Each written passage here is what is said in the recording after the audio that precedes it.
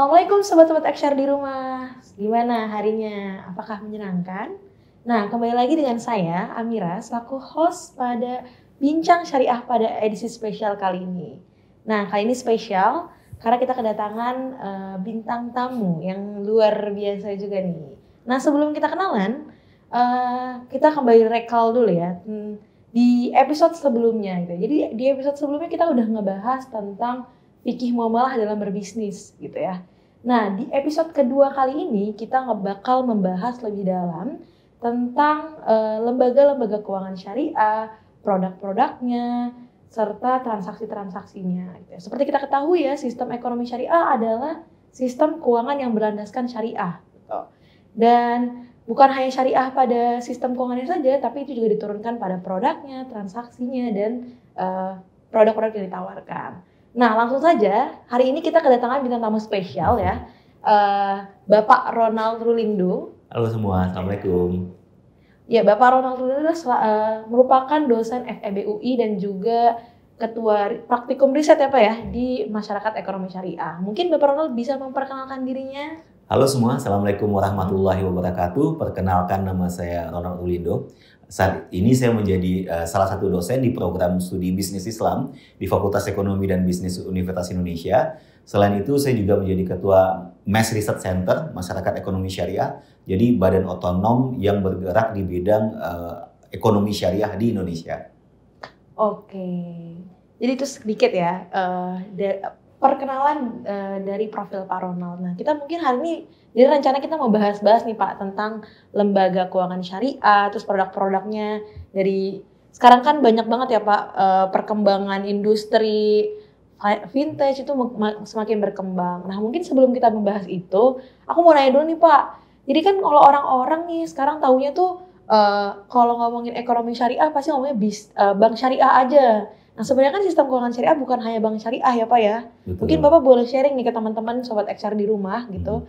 Apa aja sih gitu ya lembaga-lembaga keuangan syariah?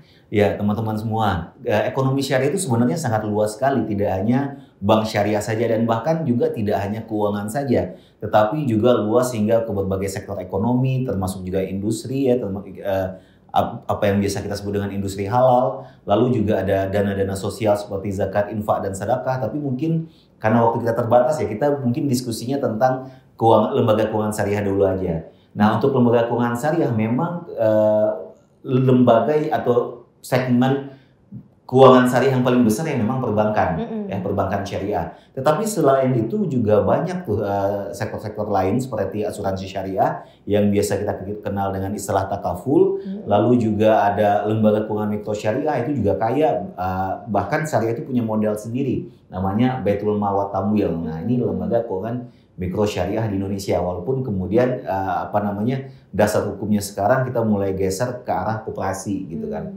Nah, kalau yang kekinian itu ada fintech, ini banyak nih jenisnya nih. Ada yang peer-to-peer lending syariah, ada juga yang crowdfunding, baik itu bersifat equity crowdfunding ataupun securities crowdfunding. Nah, Amirah mau diskusi yang mana dulu nih? Oke.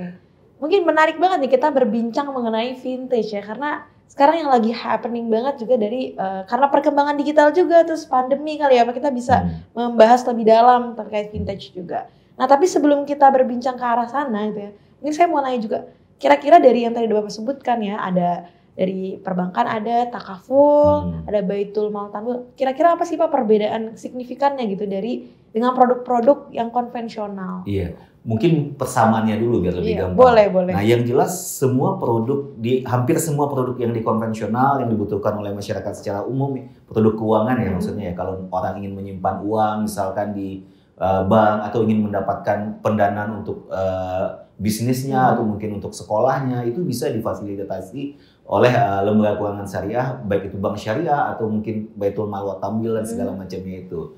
Lalu kalau misalkan ingin jaga-jaga di masa depan, misalkan kalau sakit atau mungkin kalau kecelakaan nanti ada uang untuk mengganti semua kerugian atau untuk bayar sekolah anak dan segala macamnya, itu ada namanya takaful ya, asuransi syariah yang memang modelnya kalau kita bahas lebih lanjut itu jauh berbeda dari yang konvensional. Tetapi intinya itu tadi, hampir semua kebutuhan bisa kita cari padanan syariahnya, tetapi cara mencari padanan syariah itu seperti apa? Nah, ini yang memang harus kita pahami ya.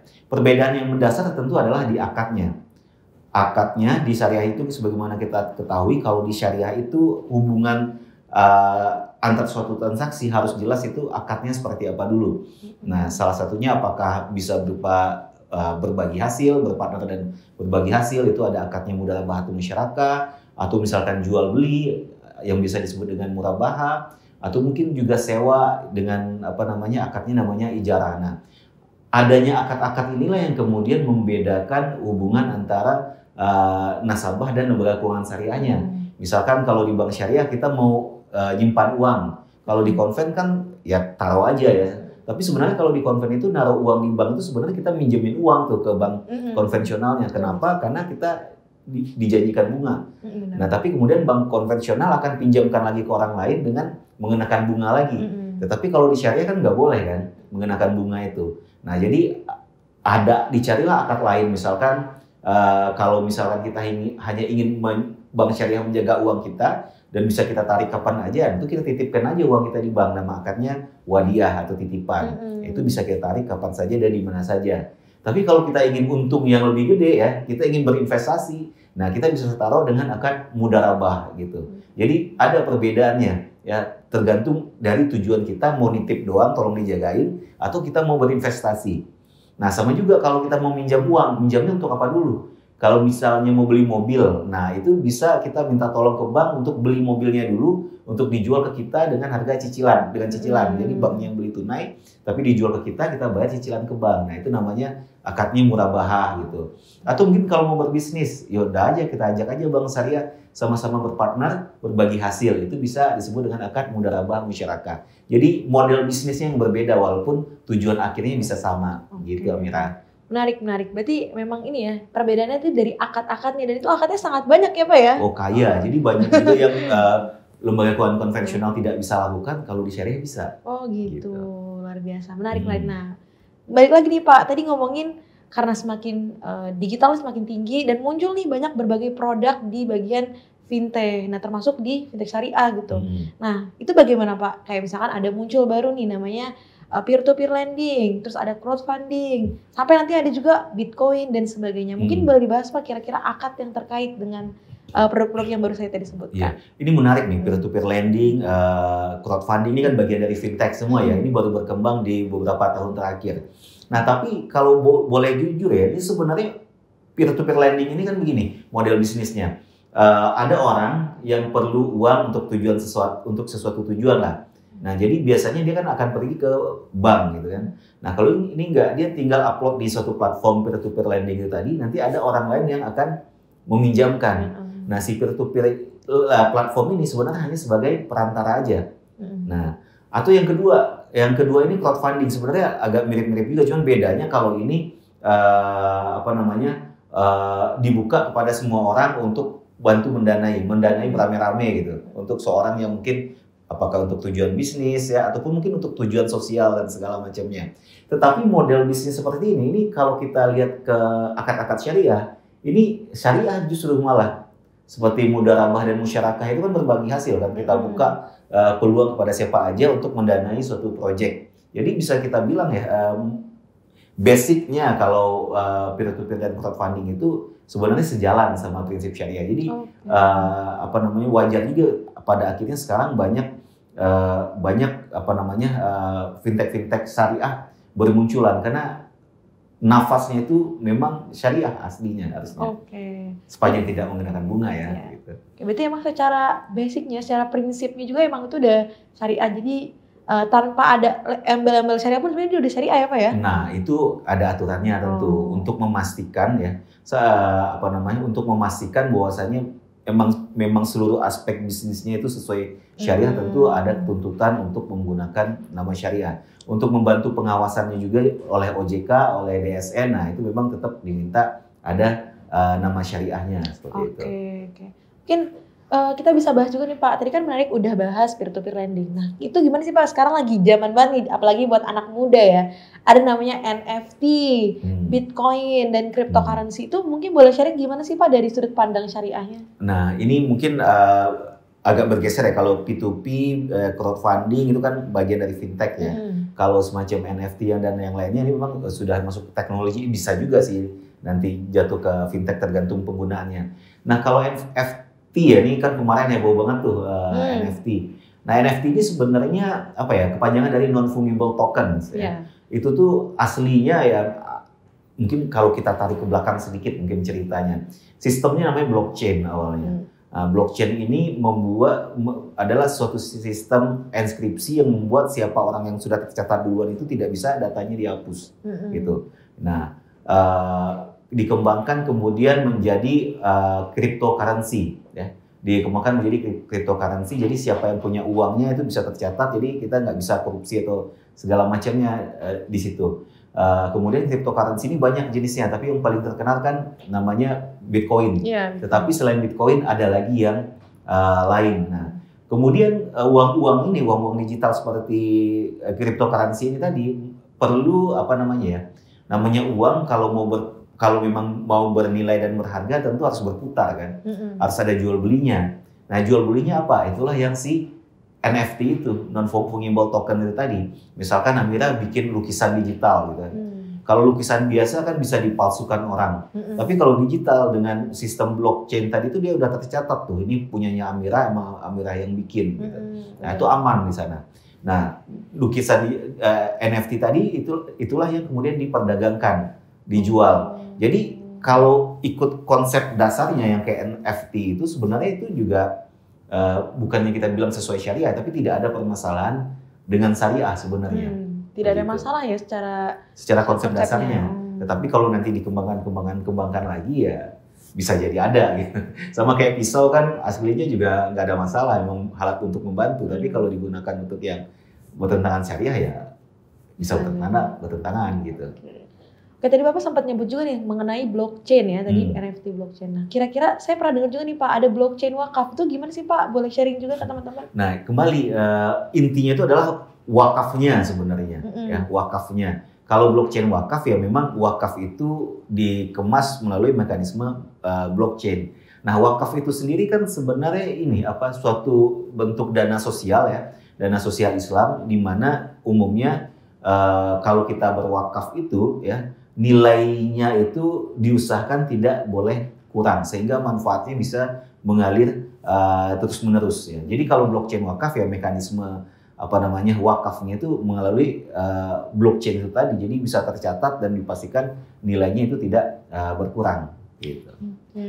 Jadi itu sebenarnya sejauh ini masih aman ya Pak ya blockchain wakaf? Iya. Tentu aman, karena ada kata wakafnya. Kalau mungkin ada permasalahan ya pasti yang terkait Bitcoin dan segala macamnya itu. Ya ini juga mungkin kita pernah dengar fatwa tentang blockchain Bitcoin haram dan segala macamnya atau cryptocurrency haram. Sebenarnya perlu dilihat dulu tuh barangnya seperti apa gitu kan.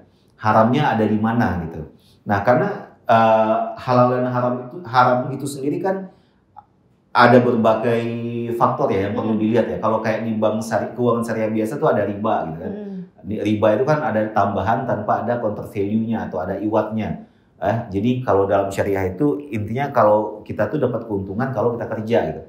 Ada usaha atau ada tanggung jawab atau liabilitas yang kita lakukan atau ada risiko yang kita tanggung. Nah, makanya di bank konvensional itu kalau kita minjemkan duit ke orangnya harus bayar bunga ke kita. Bunga itu apa iwatnya? Ada usaha nggak kita di situ? Ada liabilitas nggak yang kita lakukan? Atau ada risiko nggak yang kita tanggung? Kalau nggak ada ya kita nggak pantas untuk dapatkan tingkat keuntungan itu. Nah, kemudian kan ada lagi yang kedua tuh, gharar kan? Ketidakpastian ya, yang disengaja dalam kontraknya emang diciptakan. Nah, kenapa? Karena ini takutnya bisa merugikan orang lain gitu kan. Jadi kalau syariah kan ada maqasid syariah yang 5 kan ada menjaga harta, yaitu salah satu tujuannya itu supaya kita tidak merugikan diri sendiri ataupun orang lain. Nah, gharar itu ketidakjelasan itu ya tujuannya itu tadi untuk melindungi orang supaya nggak ada yang dirugikan karena bertransaksi sesuatu yang tidak jelas. Yang ketiga maisir alias judi, tapi judi mungkin nggak perlu diterangin ya Amira ya. Sepanjang zero sum game, jangan sampai zero sum game, satu untung total, satu rugi total. Nah, ketika kita bicara seperti Bitcoin itu tadi, kita lihat dulu tuh ada ribanya nggak di situ. Ya mungkin nggak ada sih ya sekilas ya. Tapi bisa jadi ada ghalarnya. Nah, uangnya itu kan ketika kita jual beli sesuatu dengan uang, sebenarnya uang ini apa sih? Uang ini kan alat tukar, ya. Alat tukar. Kalau zaman dulu banget tuh uang itu kan dalam bentuk emas, perak gitu. Nggak dia apa-apain pun dia ada nilainya. Tapi kalau Bitcoin ada nggak nilainya? Nah, cuman mungkin orang akan nanya lagi, emang uang rupiah ada nilainya? Kan kertas doang. Nah, uang dolar ada nilainya? Kan kertas doang. Itu kan fiat money. Nah, ini banyak juga yang orang mempertanyakan seperti itu. Cuman bedanya fiat money ini ya, walaupun dia cuma kertas, tapi dia ada nilainya. Karena fungsi uang kan penyimpan value. Tapi siapa yang memastikan value? Itulah ada bank sentral, ada pemerintah gitu.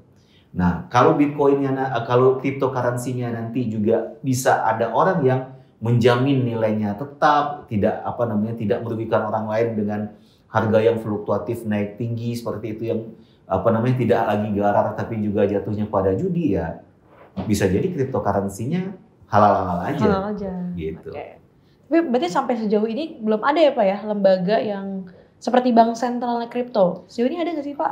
Lagi proses, banyak yang udah memulai seperti Monetary Authority of Singapore, bank sentralnya Singapura, BI pun sudah mulai mengkaji, tapi saya kurang update sejauh mana. Kalau di dunia Islam, kalau nggak salah itu United Arab Emirates, UAE. Nah, mereka juga sedang menyiapkan yang seperti itu. Oh gitu. Berarti tapi sepanjang ini belum ada, masih bisa kita katakan haram atau gimana Pak? Sepanjang ini, karena kan masih pembentukan nih Pak ya. Iya betul. Jadi kalau misalkan teman-teman di rumah mau nyoba masuk kripto nggak ya gitu? Kira-kira gimana sih Pak baiknya buat teman-teman di rumah juga? Saya no comment deh. Oh gitu. Ya intinya kalau paling gampang lihat dulu underlying asetnya. Kadang-kadang kan di ekonomi syariah itu juga banyak yang ini penggiat gold dinar gitu kan. Gold dinar. Semua harus emas. Yang mereka juga mengatakan fiat money haram ya. Tapi ini mungkin debatable ya.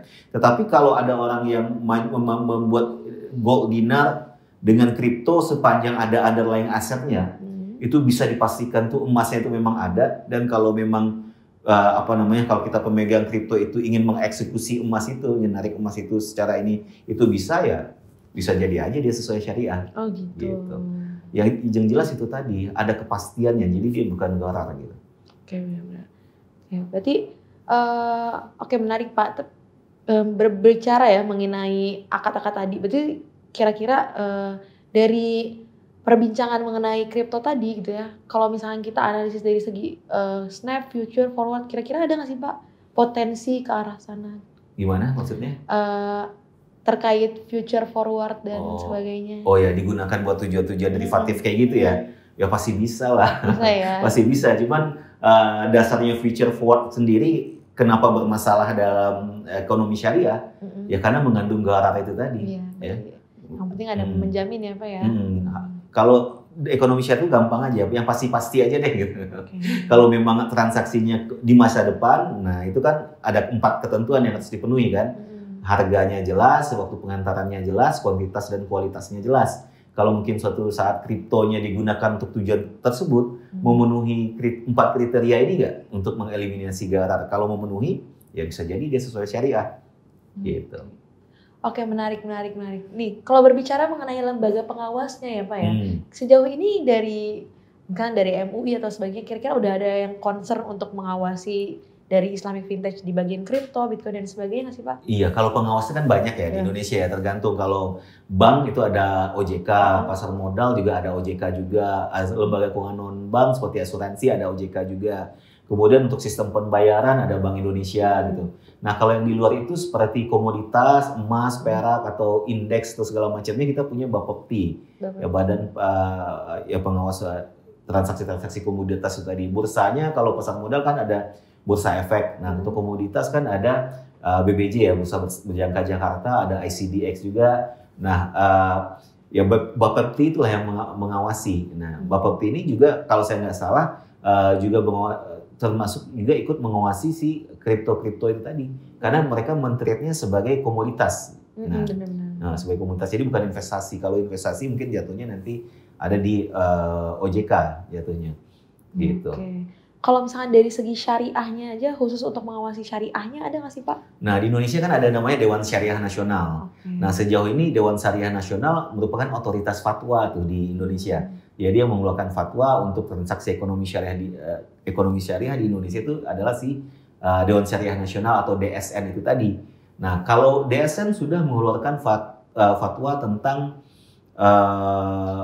fintech ya, tentang fintech terutama seperti P2P, crowdfunding dan segala macamnya.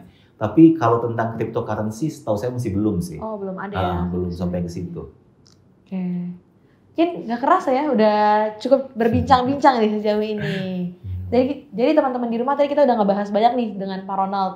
Udah mulai ngebahas dari segi lembaga-lembaga keuangan apa aja gitu ya. Jadi ternyata berbicara ekonomi syariah itu bukan berbicara tentang bank syariah aja gitu. Sampai ada Bitcoin syariah juga ada ya Pak ya. Sampai ada juga crowdfunding, peer-to-peer lending dan masih banyak lagi. Nah tadi kita juga udah ngebahas juga nih dari segi kehalalan atau prinsip-prinsip syariah dari berbagai produk tadi gitu. Oke, berarti mungkin nggak kerasa juga ya kita udah berbincang cukup lama. Buat teman-teman di rumah yang penasaran pengen punya pertanyaan lebih lanjut nih dari kepada Pak Ronald khususnya, langsung aja bisa DM di @bifeb_FEBUI. Saya selaku host mohon pamit undur diri. Dan juga Pak Ronald. Sampai ketemu lagi insya Allah. Ya, sampai ketemu lagi. Wassalamualaikum warahmatullahi wabarakatuh. Sampai jumpa.